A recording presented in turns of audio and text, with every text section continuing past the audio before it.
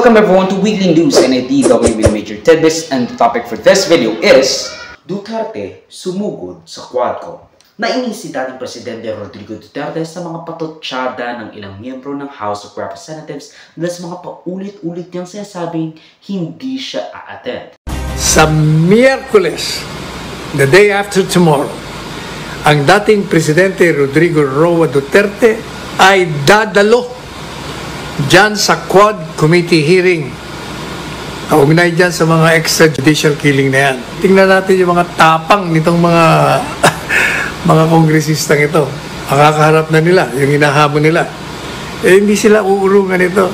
Well, kinancel ng House Quad Committee yung meeting nila at nasabi rin sa kampo ni Duterte na hindi matutuloy. Pero probably through PR imaging, sumugot si Panelo after sila ma-inform internally na kanselado yung meeting ng Quadcom. Sinabi niya na pupunta kami ni Mr. President bukas dyan, where Duterte previously agreed to join the hearing. Sinabihan ni Duterte na duwag at takot ang Quadcom na harapin sila. Sinabi nila Panelo at Duterte na pupunta sila sa batasang pambansa at kumprantahin ang Quadcom dahil sa sinasabing bigla ang pag-cancel ng hearing when Duterte agreed to attend said hearing matapos ang ilang kanyang oras, ilang araw at ilang beses niyang pag-deny. We remember from a few weeks ago sa bombshell na pag-amin ni retired Police Colonel Garma na tinawag siya ni Duterte para maghanap ng isang INC operative na masisikmura at kakayanin i-implement ang kanyang Davao-style drug war in the national scale. Now, nung una, ine-echo ko pa yung sinasabi ni Duterte na bakit kailangan pang sabihin ni Garma na INC operative ang gustong kunin ni Duterte? Bakit niya pa kailangang i-disparage ang isang respetadong religious institution? Pero after niya i-deny, inamin niya rin na ang gusto niya talagang kunin ay isang INC operative dahil hindi raw ito makukurap, which I guess is a compliment to the entire congregation.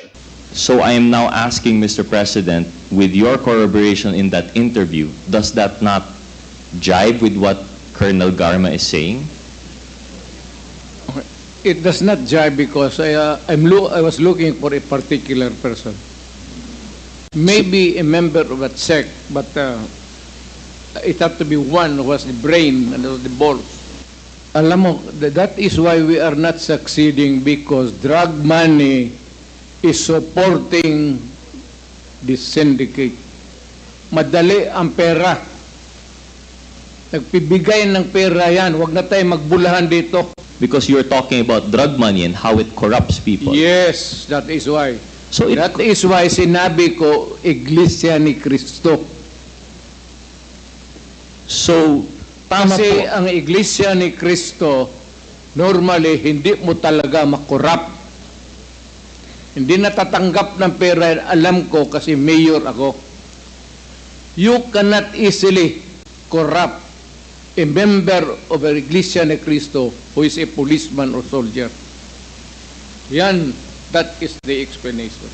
Now, since then, Garma was found to have left the country papuntang US, kaya't agarang pinabalik na siya dahil nakansela ang kanyang visa sa US dahil nga meron siyang mga potential human rights abuses na nagawa sa Pilipinas, because that's what the US automatically cancels the visa. Now, sinabi niya rin na mayroong clear-based reward system sila Duterte para ma-encourage ang kapulisan na kumitil ng kumitil.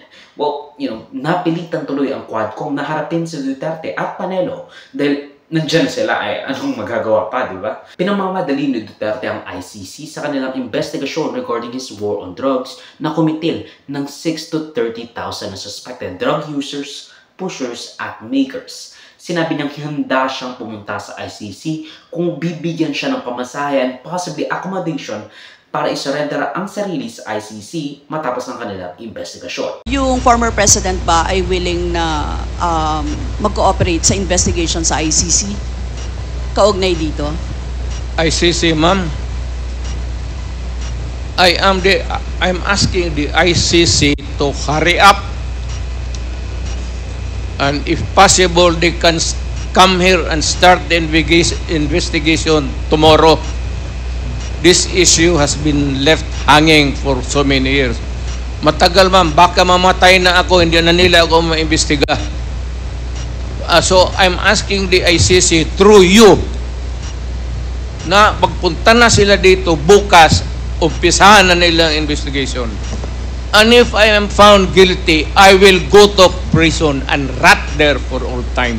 Will you voluntarily submit yourself? Sipain ko pa sila ma'am. But you said a while ago that if somebody will sponsor your fare to the ICC, you will voluntarily submit yourself to their investigation and jurisdiction. Yes. Pero kung sila magpunta dito, sipain ko. I mean, the balls on this guy. I mean, kaya idol ko si Duterte. As in, yung salita lang siya ng salita. To which, Malacanang released a statement saying na hindi nila pipigilan si Duterte na pumunta ng ICC kung gusto niya talagang isuko yung kanyang sarili. Sinabi rin ni Executive Secretary Lucas Bersamin na kung mailalagay sa red notice si Duterte, susundin na daw nila ang motion nitong hulihin si Duterte in cooperation with the Interpol o International Police. Now, let's get back to the Quadcom hearing. Nakatabi ni Duterte si dating Senadora Laila de Lima at Shell Diokno sa unang araw na kanyang pag-attend sa hearing. Hindi katulad sa Senado na may tao in between sa kanilang dalawa at sa kanilang tatlo. Magkatabi sila ngayon. Nang tinanong ni Gabriela Representative Arlene Brosas si Duterte kung nakapatay na siya, sinagot niya ito ng diretsahan. Sinabi niya rin totoo ang sinabi niya noon na nagpaplanta sila ng ebidensya sa mga hinuhuling suspect sa Davao. Mr. President, meron po kayo sinabi nung 2016 sa interview niyo po that you have planted evidence during your time as a fiscal. Is this true? Hindi po totoo. That's garbage, sir. So yung pong nasabi niyo sa video, hindi po siya totoo. Alam ng mga pulis yan. Yung planting of evidence. Election days. We planted evidence. We arrested persons but we released them. But telling him that it was this person who squealed on him. And then we, when he goes out but killing, then we said that it was this fellow who really did it, who did you in. We first planted the intrigues so that we would know where they were from, where they came from. It was not until I was the favorite whipping boy. So Mr. President, hindi po totoo yan nasa video po. Ano po, Mr. President? Totoo yan. So nagpa-plant po talaga kayo ng evidence? Well, that was a part of the strategy as a mayor and as the leader of the law enforcement agency in the city. Pati rin ang utos niyang pagpatay sa mga nagsisynthesize ng illegal na droga. Pero hinanay niya na kasama doon sa polisiya na kanyang sinasabi na pagpatay sa mga gumagawa at purveyor ng droga ay kasama doon ang mga drug addict at mga drug pushers sa polisiya na yon. We are trying to encourage our citizens to kill all those addicts. No, not addicts. To kill the criminals. Not addicts, because addicts are victims of the criminals running the drug syndicates. Mr. Mali yan, sir. Mali Mr. President, kasi there is a report na nagsalita po kayo noong July 1, 2016 that was covered by The Guardian. At sinabi niyo po dito, if you know of any addicts, go ahead and kill them yourself, as getting their parents to do it would be too painful. I am talking of the drug manufacturers and drug dealers. At hindi totoo yung reward-based system na sinasabi ni Karma na nagre-range from 20,000 to 1 million pesos. Now, sinabi niya rin hindi totoo ang sinasabi ni self-confessed DDS Arturo Las Cañas sa sinasabi niyang pagpatay ng mga suspect at kritiko gamit ang Davao Death Squad niya. Totoo po ba ang sinasabi ni Las Cañas? Gano'n nyo po ba katagal nakakilala ang taong ito? Storyteller yan, sir. Si Raulo. Pero matagal nyo na po siyang kilala? Pero, pero later on, maybe because sa karaming pinatay niya, hinabol siya ng mga kalag. What's kalag in? Espiritu. Ang espiritu ng pinatay niya. Medyo bungog ngayon. Nung ipinaglalaban niya yung 200 people na kanyang pinatay, dahil naniniwala po siya sa nobility ng kanyang sinasabi po ninyo na this is being done because of public service? I am now... Yes, sir. Pero diba sinabi niya noong nakaraan sa Senado na meron talaga siyang death squad noon? Sabi niya yon sa Senado nung nakaraan lang eh. Bakit ngayon sinasabi niya hindi totoong sinasabi ni Las Cañas? Unless ang sinasabi ni Duterte na hindi parte at hindi leader si Las Cañas ng DDS. Pero totoo na meron siyang death squad. I mean, please, clarify niyo po, sir. Kasi conflicting ang lumalabas na nangyayari sa mga testimonya niyo at mga pinagsasabi niyo sa hearing ng Kamara at Senado. Idinenay niya rin ang ilan pang mga sinasabi ni dating Police Colonel Garma tulad ng paggawa ng task force para i-implement ang war on drugs, saying na pulis lang ang pwedeng gumawa ng ganyan.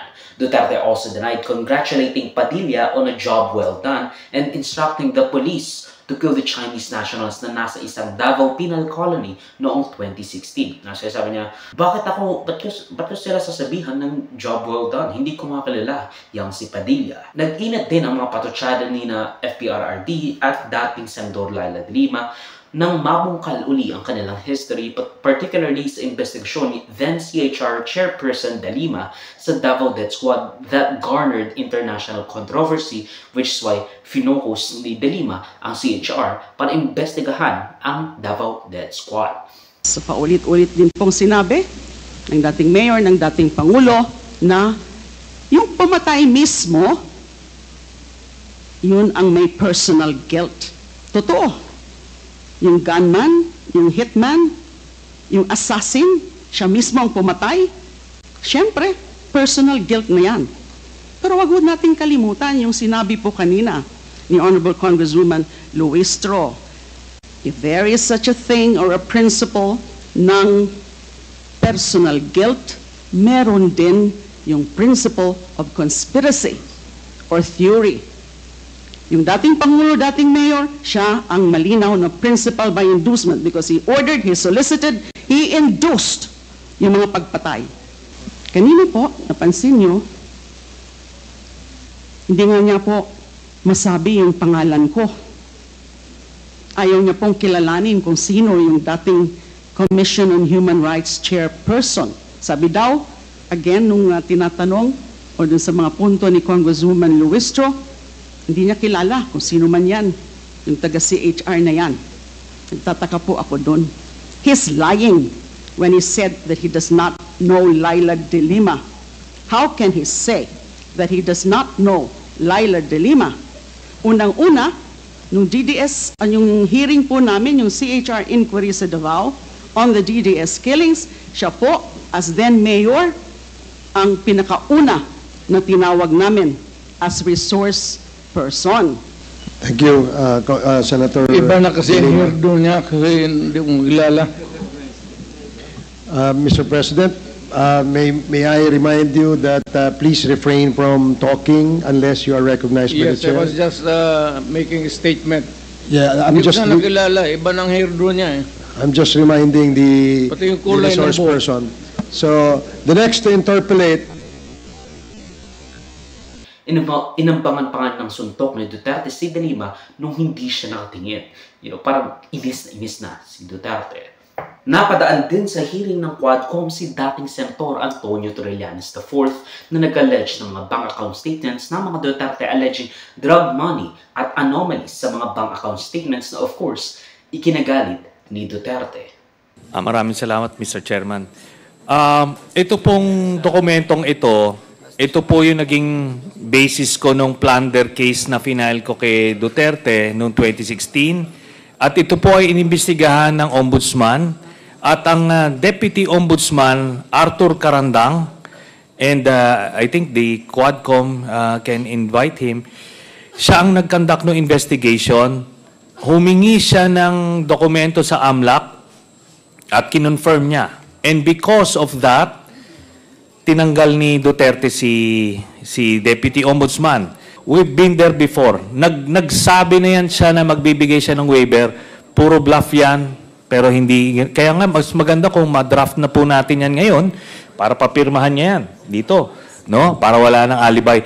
just so that we can put to rest this issue of waivers, because it's been going back and forth. Will the former president be okay that if we draft the waiver now, that it be signed today instead of tomorrow? Will you be fine with that, Mr. President? Anong kapalit, sir? Hindi. Sampalin ko siya sa publiko. Hindi, wala naman. Ngayon na. Wala pong ganunan. Mr. Chairman. I'll give you, sasampalin ko sa Mr. Chairman.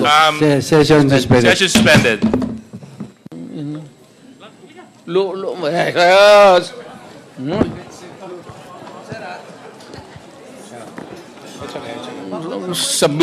Ang video clip na ito ay galing sa aking series na News Item Worthy Recap. Check the entire video for the complete weekly news recap and subscribe to the channel to be kept up to date sa mga local at global news na I'll make sure would be interesting to you particularly.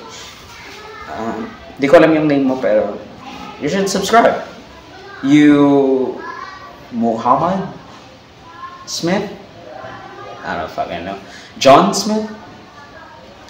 Salamat sa manunod mga kabayan. For me, like, subscribe, follow my links in socials and over. Choose that would be linked down below. Sa susunod muli, of course, paalam.